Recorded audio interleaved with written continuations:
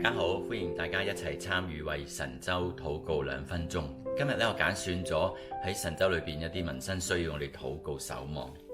咁最近人民日報微信公眾號有一則咁樣嘅新聞。咁喺1月初咧，有5個人違規穿越咗呢個敖泰線噃。咁最終1個人自行落山，1個人被救，但係咧有3個人死亡嘅。咁貫穿秦嶺鰲山同埋太白山之間呢個敖泰線呢，就被人稱為國內死亡率係最高嘅徒步線路嚟嘅。敖泰線呢，沿途高海拔啦，長里程，補給困難，天氣多變，電信盲點。有一啲博主咧推崇勇闖完成呢，就係強者嘅畢業禮。將高死亡率扭曲為咧強者嘅認證噃，嚴重誤導唔少嘅網友盲目去追求征服自然嘅快感啊！咁部分人咧對自然風險既冇科學嘅評估，亦都唔具備專業探險嘅能力，梗係憑住一腔熱血前往啦，導致敖泰線呢意外係不絕嘅。我哋一齊低頭為神州禱告。